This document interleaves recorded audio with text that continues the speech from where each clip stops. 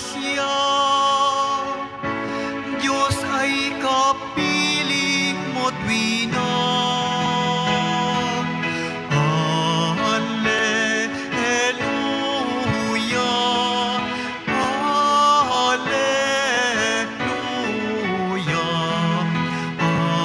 Alleluia,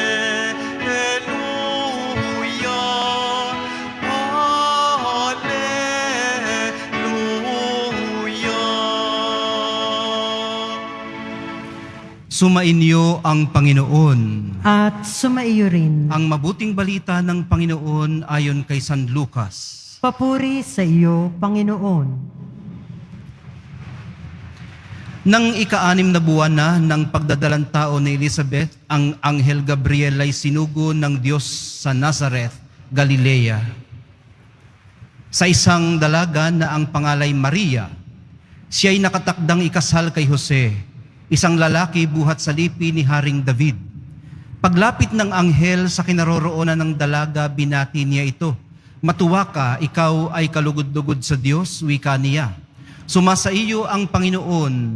Nagulumihanan si Maria sa gayong pangungusap at inisip niyang mabuti kung ano ang kahulugan niyon. Kaya't sinabi sa kanya ng anghel, huwag kang matakot Maria, sapagkat kinalulugdan ka ng Diyos. Makinig ka, ikaw ay maglilihi at manganganak ng isang lalaki at siya'y tatawagin mong Jesus.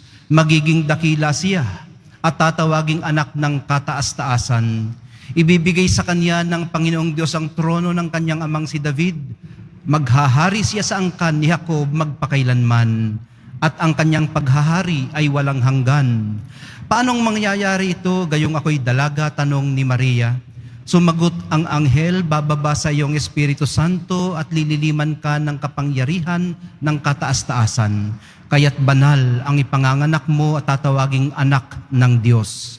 Natatandaan mo ang iyong kamag-anak na si Elizabeth is alam ng lahat na siya'y baog, ngunit naglihi siya sa kabila ng kanyang katandaan. At ngayoy ika-6 na buwan na ng kanyang pagdadalang tao, sapagkat walang hindi mapangyayari ang Diyos. Sumagot si Maria, ako'y alipin ng Panginoon, mangyari sa akin ang iyong sinabi. At nilisan siya ng anghel. Ang mabuting balita ng Panginoon. Pinupuri ka namin, Panginoong Heso Kristo. Magsiupo ang lahat. Magandang hapon po sa inyong lahat.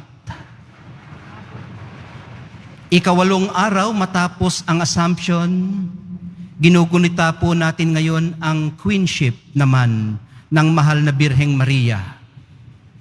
Mauugat po natin sa 4th century ang pagpaparangal na ito sa mahal na Birhen nang tawagin siyang Queen ni Saint Ephrem, bagamat minarapat niyang tawagin siyang tawagin ang kanyang sarili na handmaid of the Lord. Nagpatuloy na ito yung pagbibigay sa kanya ng titulong reyna magpahanggang sa ngayon.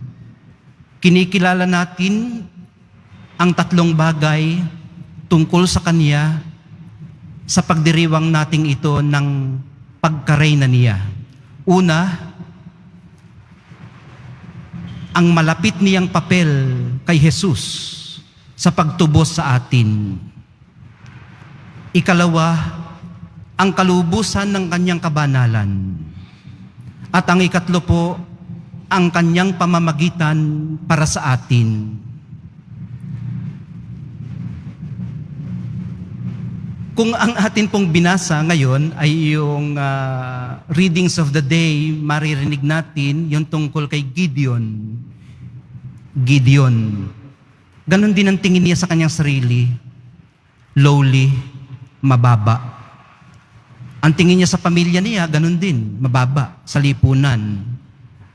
At hindi rin nalalayo ang pareho nilang tingin sa isa't isa ng Mama Mary at ni Gideon. Pero ang pagkakatulad nila, pareho silang sinuliyapan, natapulan ng sulyap at pagtatangi ng Diyos. Itong pabor na ibinigay sa kanila,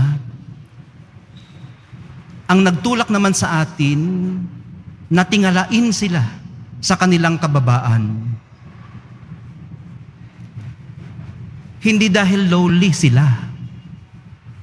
Tinitingala natin sila sa kanilang kababaan, hindi dahil sa kanilang lowliness o pagiging mababa, kundi dahil itinangi sila ng Diyos at pinuspos ng grasya. Tunay nga pong may mga nauuna na mahuhuli at may mga nahuhuli na mauuna.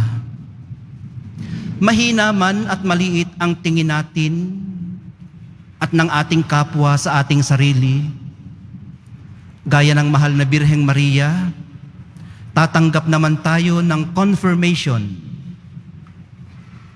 sa humirang sa atin.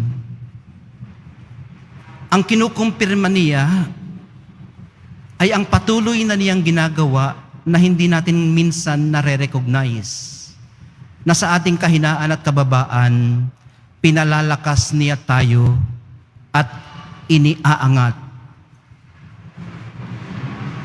sa nararapat nating dignidad bilang mga anak ng Diyos, na ginawa niya sa kanyang hugis at wangis na lubos niyang kinalulugdan.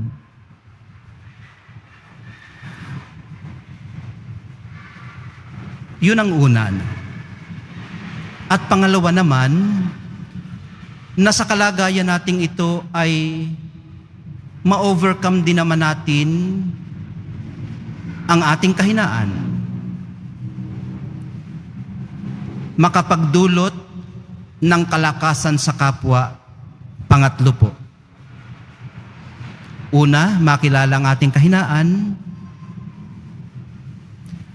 at pinalalakas niya tayo. Ikalawa, sa ating kahinaan,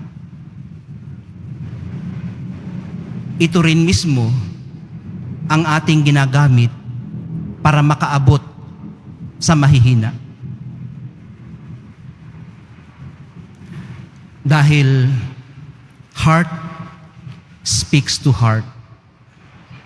Mahirap makirelate sa napakalalakas kung ikaw ay mahina. Hindi pa man natin maabot ang fullness ng pagiging life-giving, gaya ng mahal na Birheng Maria, maaari rin tayong gumawa ng altar ng dambana sa ating mga puso at kalooban para panahanan ng ating Panginoon. Maaari nating lingapin sa dambanang ito ang kanyang presensya. Sa ganitong paraan natin ganap na maipagdiriwang ang biyayang ibinubuhos ng Diyos sa atin sa kabila ng kababaan at kahinaan. Dahil alam po nating hindi pa man tayo napupuno ng grasya, alam din nating gagawin din ng Diyos sa atin ang dati na niyang ginawa sa kanila. Tumugon lang po tayo ng may pananalig. Saan po ba natin hinuhugot ang pundasyong ito ng ating pananampalataya? Hindi po sa sarili-sarili nating mga adhika o desire na makapagsilbi. Yun pong tipong yoyoko ka lang to fake it till you make it. Hindi po doon. Nanggagaling po ito sa umiiral na realidad. Objective reality po ito. Hindi po subjective na nanggagaling lang sa atin. Nang mapanustos na biyayang dumadaloy sa atin sa pamamagitan ng mga sakramento at ng individual at sama-sama po nating pananalangin bilang iisang sambayanan, maging ng mga nauna na sa atin. Manghina man po tayo at manlupaypay sa ating pananampalataya paminsan-minsan, palalakasin tayo ng pag-asang may sumasalo sa atin. Meron pong tinatawag na communion of saints. Nauna man sila, nananalangin din sila para sa atin. O kaya on our behalf. May sumasalo sa atin. May umaabot. At may dumadalangin para sa atin. At pag okay na tayo, naway hindi natin makalimutan yung sumalo, yung umabot, at dumalangin sa atin.